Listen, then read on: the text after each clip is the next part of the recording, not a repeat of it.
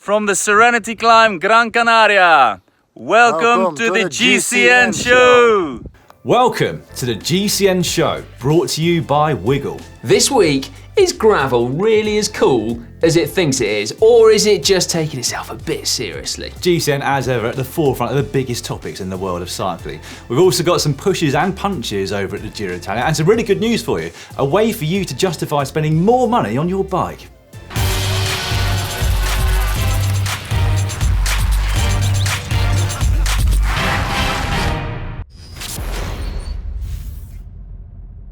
This week in the world of cycling, we learned that Ecuador is now officially on the cycling map. Yes, in winning the Giro d'Italia, Richard Carapaz has become an overnight hero in that country. So much so, in fact, that the Ecuadorian government bought the rights to show that final stage live on free-to-view TV. I like that, selective rights acquisition. Don't waste your money on some of the less interesting stages that came in the first half. That first week. We also learnt this week that Giro d'Italia spectators really helped to make the race. They do. This is Primož Roglic getting a helping hand, for which he then received a 10-second penalty and a financial fine, and that was on the penultimate stage of the race, which seems a bit harsh if you ask me, but rules are rules. Well, I think he just needs to make a slight gesture to say that he didn't really want to push, because it was, as you said, a very, very long push. And then later on in that very same stage, Miguel Angel Lopez was taken out by a spectator.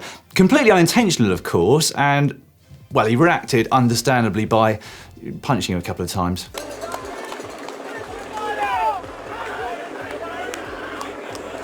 I mean, it was unintentional, but that didn't stop Angel Lopez from completely decking the spectator. I mean, understandable reaction in many ways, but had the UCI applied their rules to the letter, he should have been ejected from the whole race. Yeah, poor spectator. He fell over in front of the wrong person, didn't he? He's not called Superman for nothing, old Angel Lopez. Landed a couple of pretty accurate punches, you gotta say. He did, yeah. Well, that is faint praise, really, isn't it? You know, great punch, very accurate. Yeah, that's a good point. Right, now finally this week, now that gravel racing has gone mainstream, is it no longer as cool as it thought it was? Yeah, this is a discussion that Si and I have been having after Saturday's Dirty Kanza. Now, that was an event that started back in 2006, at which point just 34 people took part in the inaugural 200-mile event, which takes place predominantly, should I say, on gravel roads on the Flint Hills of Kansas. Yeah, the ethos was pretty simple. Get a bunch of like-minded people together for an epic ride on some of the most beautiful gravel roads in Kansas. In Kansas, yeah. No rules. Just absolute freedom. Yeah. It was pure and it was cool. And about as far removed from professional road racing as you could possibly get. Apart from mountain biking. Well, there is perhaps. That, yeah. But anyway, since then, the rise of the Dirty Kanza has been almost meteoric, hasn't it? More and more people are wanting to take part. Word soon spread, and now here we are 13 years on, and 3,000 people took to the start line. Among them, 5 current World Tour pros: Reinen, Stettiner, Howes, Morton, and Taylor Phinney. That's right, and it's safe to say that not everybody involved in the event was super happy to see those pros taking part, because the event's now no longer niche, it's no longer underground, it's in fact no longer uncommercial. But does that all mean it's no longer cool? Well, this is one of those funny things in life, isn't it, where something starts out and it's cool, so people want to talk about it, and they want to spread the word, they want to blog about it and vlog about it and Instagram it and just generally get it out there. But then when all those other new people hear about it, and then they too start to like it, suddenly it's not cool anymore, and you're supposed to stop liking it. Yeah. And do you know what? Coldplay are a good example of that, because they used to be pretty cool in the early days. No, used to be. They still are cool, Dan. Well, I think you've just proven my point right there. Anyway, on the lead up to Saturday's event, online amongst top competitors, there was more beef than between Eminem and MGK. Sorry, Eminem and who? MBK? No, well, you wouldn't know as a Coldplay fan. Basically, there was an online spat amongst some of the pro riders regarding the use of time trial bars. Yeah, it was farcical, wasn't it? So, World Tour professionals went to Kansas with the intention of trying to win but not make it too obvious. Others, like Canadian mountain bike professional Jeff Kabush, who went there with the intention of trying to win but not make it too obvious, got irate about the extent to which those World Tour pros were obviously trying to win. I mean, is it against any of the rules there to use time trial bars? No, it's not. Apparently, according to Ted King, former winner of the event, it's not against the rules because they try and keep the amount of rules to a minimum in order to keep the ethos of the event pure. So why couldn't they use them? Well, exactly. I mean, Ted King, ex-World Tour pro Ted King, former winner of the event, actually used them himself. When he won? When he won, yeah, funnily enough. And weirdly, there was a spat about exactly the same issue last year as well, mainly fueled, it would seem, by Jeff Kabush. Also a spat last year about the former, or the women's winner, not former, she did win, Katie Keogh, because she had supposedly ridden some or part of the event with her husband, which sounds nice. Casey, yeah. Was no one else allowed to ride with her husband? Well, I don't know, they were having a nice time, but apparently that was against the unofficial rules, although within the spirit of the event and the official rules. Well, you keep saying rules. From what I've heard, there's only one proper rule, and that is that you are not allowed to accept any outside assistance. Oh, yeah. Break that one, my goodness, are you going to regret it, as the following harrowing interview will show you. Well, it was last year. I did the Dirty Kanza, and it was a massive deal for me. It was all going really well until about 150 miles in, and, well... It's all right, take your time. I'm sorry. I just accepted some outside assistance. What was it? It was pickle juice. And did you drink it? Yeah, it was vile. I really didn't want to drink it, but I was pressured into it because I thought it was cool.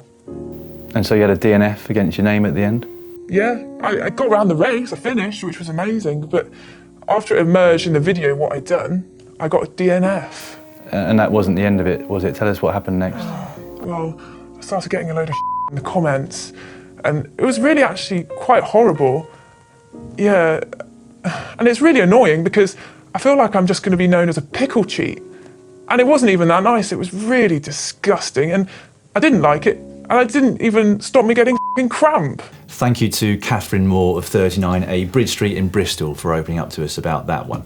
I mean, we jest about this whole thing, of course, but I kind of feel that in trying not to take itself too seriously, gravel riding risks taking itself too seriously. I mean, if you don't want riders to act in a certain way, or you do, or you don't want them to use certain equipment, or you do, you're gonna have to implement some new rules. Yeah. Like downhill mountain bikers. Actually, they all got together, didn't they, in order to ban the use of Lycra, effectively trying to preserve their coolness after some of them have been trying to use it to actually go faster. So they implemented a new rule to make sure they still stay cool. Exactly, although they have subsequently had to implement other rules in order to stop some riders making their baggy clothing too tight after they were using it to go faster. They obviously know the benefits of an aero skin suit. Oh yes. It does feel though like worrying about issues that only affect a very small minority of the participants, i.e. the ones that are actually competing for the win, is kind of betraying the original ethos of the event, because the Dirty Kanza is just brilliant the way it is. I know full well that Catherine would thoroughly recommend anybody that likes gravel riding go and do it, or in fact anybody that likes cycling full stop. And I don't feel like we need to worry about it becoming more popular or worry about pros doing, or indeed what equipment they're using. Rant over? No, not quite in fact. I'm glad you asked, because a pro didn't even win the event. So congratulations to Colin Strickland, who beat Peter Stettiner in the men's event, and indeed to Amity Rockwell, who managed to get the better of Alison Tetrick in the women's event. Yeah, were either of them using TT bars? Well, now you're asking, because Amity didn't, but Colin did. Did he? Did. Ooh, although I couldn't help but notice that he probably undid all the aerodynamic advantage of having time trial bars by the fact that he had a rucksack on throughout, which was gaping open, a bit like a big parachute holding him back. You know, Colin Strickland is like the alternative Mathieu van der Poel. Because I thought I recognised his name, and sure enough, it's because he's also won 3 rounds of the Red Hook Crit fixed gear scene. So he's a gravel racer, he's a fixie racer. What a trendy dude. Yeah, a talented hipster, I think you could say. That's right, yeah. Right, well, as ever, we would like to know your thoughts on this very subject, a subject you probably knew nothing about 10 minutes beforehand. Are you worried about pros doing gravel racing, and indeed what equipment they're using? Let us know down below. I never knew that rhymed before. No, I don't know why we've never said that before. Next up, it's GCN Inspiration, where each week we pick our 3 favourite photos that you've submitted, either using Instagram and the hashtag GCN Inspiration, or using the uploader, a link to which is in the description below. Those 3 will get 3 prizes. £50 of vouchers for Wiggle in 3rd place, 75 for 2nd, and £100 if you win to spend on anything you want on their online shop. Yeah, all right, so the person that's getting £50 of Wiggle vouchers in 3rd place is Martin, with this shot taken on the Achler Pass, which I'm guessing is Switzerland, judging by the cows. I chose this one, but Si said it's not inspiring to him because... Well, there's no way on earth I'd have stopped there. I probably wouldn't have been riding down the road because I've got a mild phobia of cows, if I'm completely honest, and that just looks like my idea of a worst nightmare. You avoid them at all costs. But fair play, Martin, for stopping and taking that great photo. The rest of it looks fantastic. Yes. Yeah, I would not Nice be stopping. photo, nice photo. In 2nd place, it's Robbie, and we promise we haven't picked these down to ease of pronunciation this week. From Cantilejo in Ireland. Beautiful scenery at Mullamore Beach on my midweek ride. Apologies if that's completely mispronounced. Whoa. That is amazing, isn't it? When you get a day as clear as that, it really is just spectacular. It's always this time of year when I want to go to Ireland, having spent, 6 years there every May. Is that because the Ross was on every May and you won it? That's right. And well, not that I won it once, or that I did. More just the fact that it's such an amazing country to ride a push bike in. And it was actually quite a privilege to spend 8 days every year riding around there.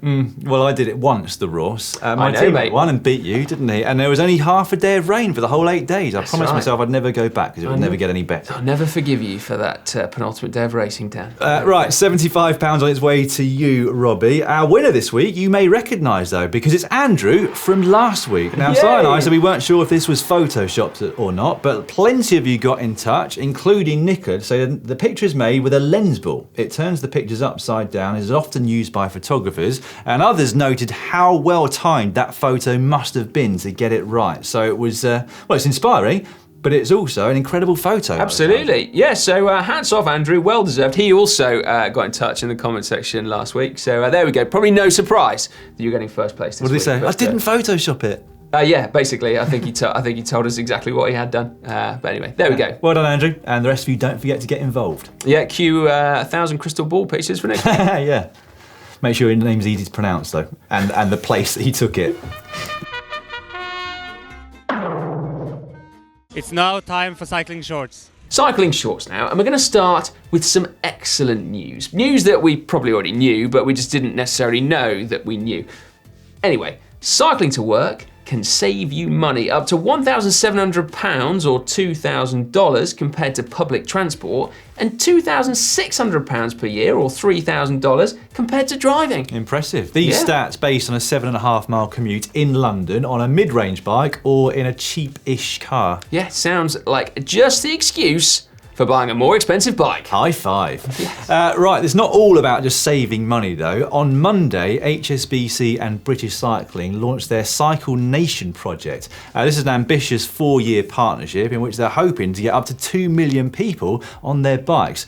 And along with the launch, HSBC also announced that they're going to cut 90% of their employee parking. Yeah, fair play to them, aren't they? Now, they've already started in one of their offices, regional offices, and they quoted one chap actually in the article I read who is now cycling the 4.5 miles to work instead of driving, and in doing so he slashed his commute time in half, which is great, but it does make me wonder why being stuck in traffic for 40 minutes for a 4.5 mile journey wasn't enough of an incentive to get on his bike in the first place. Must have. Anyway, clearly just nicking his parking space has done the trick. But I applaud quite a light bulb moment when you arrive to work half an hour early, mustn't it?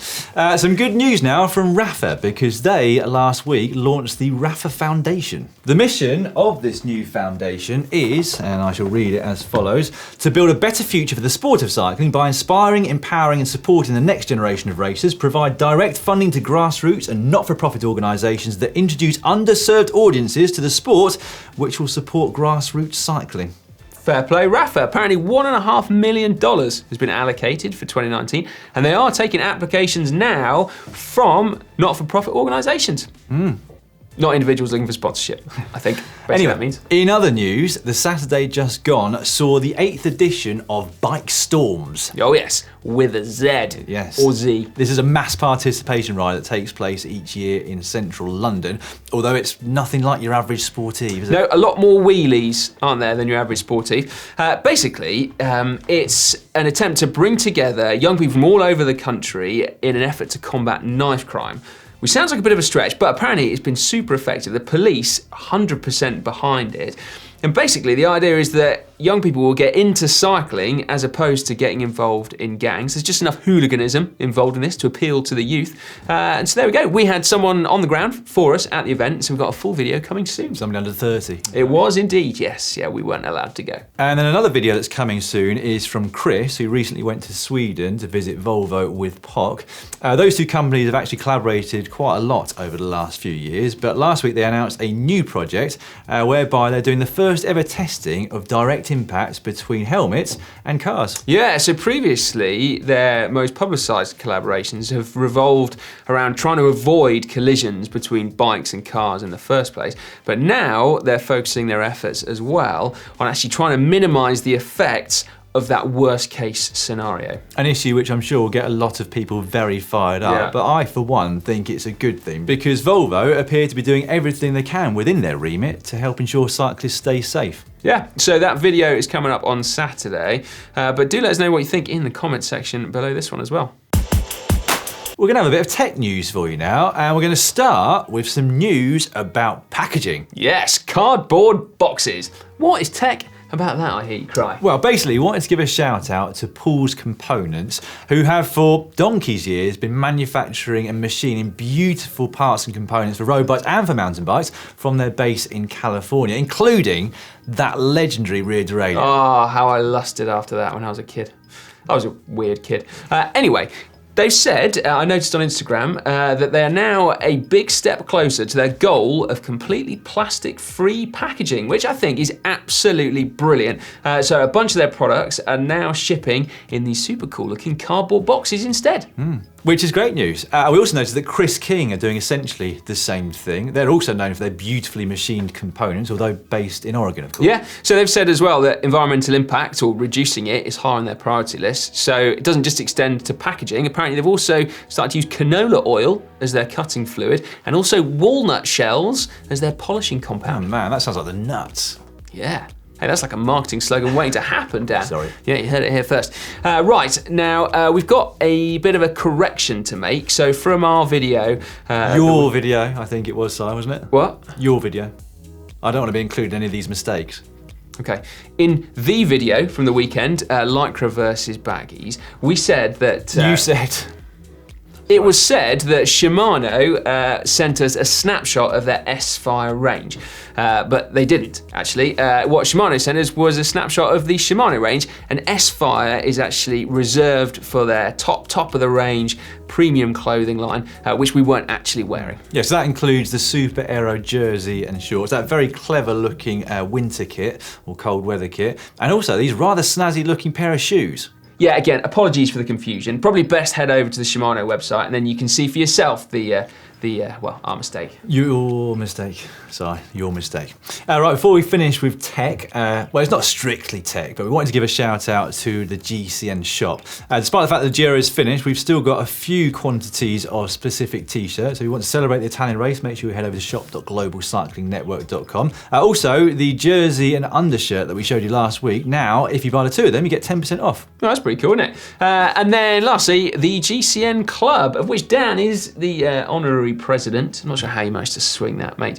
But anyway, just a quick reminder that is what going from strength to strength, but the benefits are numerous. Not least, my favourite bit is the pair of socks that you get each and every month delivered to your door. Different pair of socks every month. It's £10 a month to subscribe to it. You can either get 3, 6, 9 or 12-month packages, and it can also be given as a gift. Hint, hint.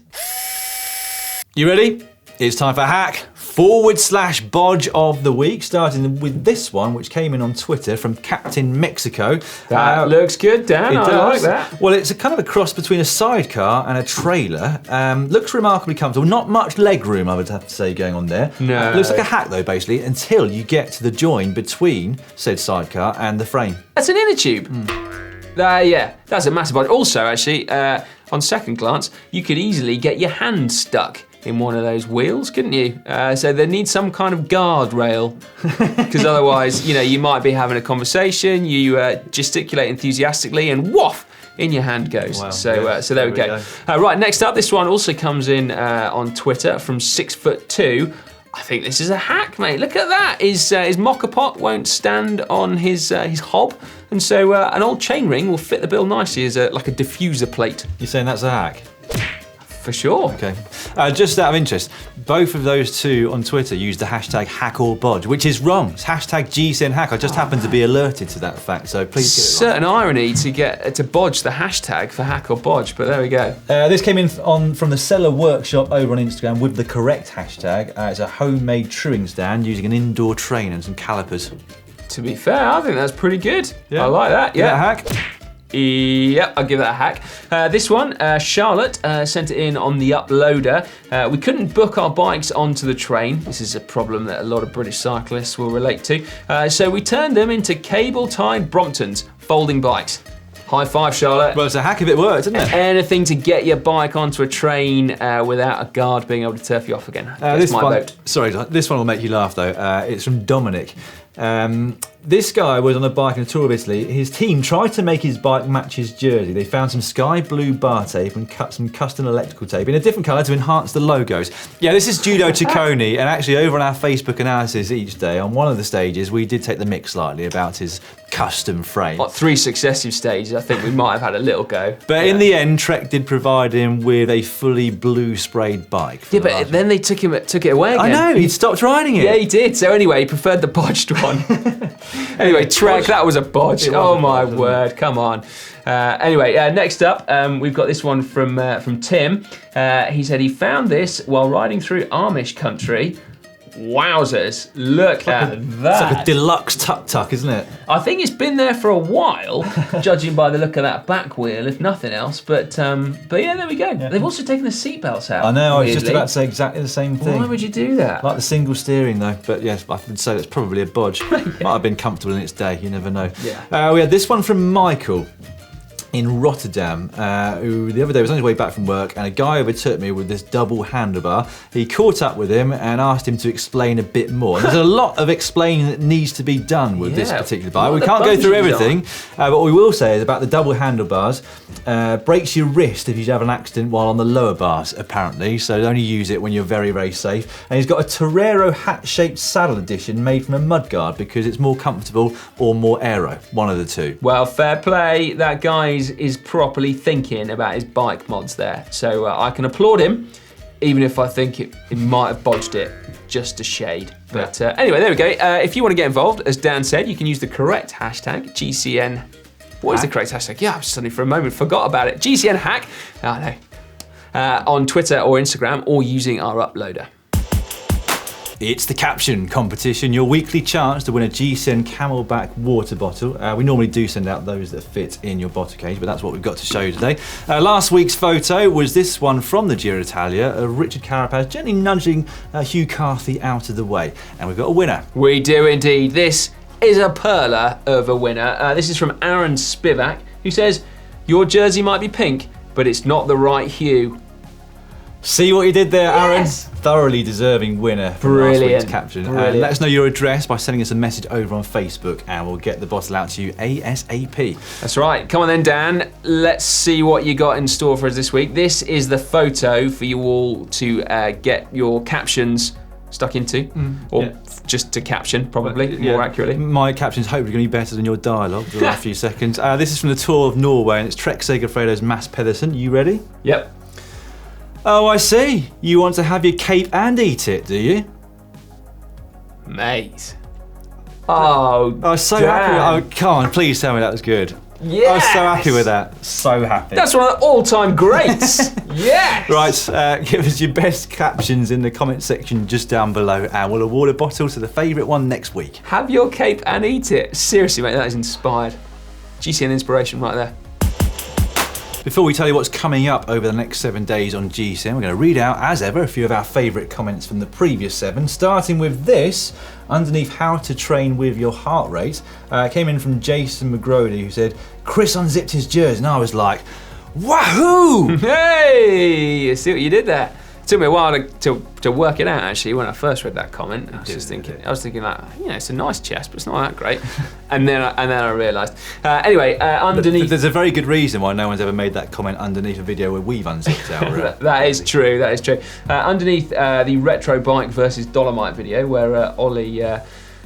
he laboured his way up, didn't he, a Dolomite on a vintage bike. Anyway, Tom Long said, Cy is letting the south of England down, proving yet again that northerners are harder than us. Thanks a lot, Cy. Well, I don't think Ollie was being totally serious by saying I was allergic to rain, but I mean, I am allergic to rain, if I'm completely honest. So, yeah. We also did this underneath last week's show from Ed Markey, who put ripe old ages of 35 and 39. Is that what you said last week, 39? I missed that. I'm only 38. I'm 39 in about a month or two. Anyway, sheesh. I've got socks older than that. Yeah. God, imagine having a 39-year-old pair of socks. That's terrifying. Ed, can you send us a picture of your socks? Oh no, don't. They're probably walking around by themselves by this point. They've like evolved, haven't they? Anyway, what's coming up on the channel? Yeah, well, on Wednesday we have got how to deal with bad roads, which is particularly apt for any of you that live over here in the UK and most other parts of the world, in fact. Yeah, all right around Kanza. Oh yeah, the Flint Hills. We've also got on Thursday the top 10 weirdest moments, should I say, of the Giro d'Italia. There are a few this year actually to choose from. We had to whittle it down to 10. Presumably Lopez decking spectator makes it in, does he? Yeah, I reckon it must do, but I don't want to give too much away. No. And then on Friday, as ever, it's Ask GC Anything. Yeah, then Saturday, as we've already mentioned actually in this show, Chris headed over to Sweden to go and check out those new experiments at Volvo, which should be pretty fascinating, I think. And then Sunday, this isn't deja vu, but it will actually be, can one bike do it all? Yes. Oh, and then Monday, it's the Racing News Show, and Tuesday, it's the GCN Show. Well, we are unfortunately getting towards the end of the show now, but there is still time for Extreme Corner. And this week, well, hold on to your hats, everyone. It's pretty extreme. I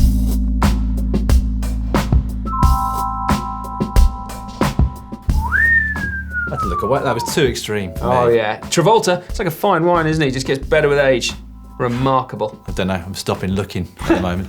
Right, well, that's all for this week's GCN Show. If you've enjoyed it, please give it the thumbs up by clicking on the icon, which is just below this video. And if you'd like some more content, yesterday Marty McDonald brought you the Racing News Show, all the action from the Giro d'Italia. You can find that down here.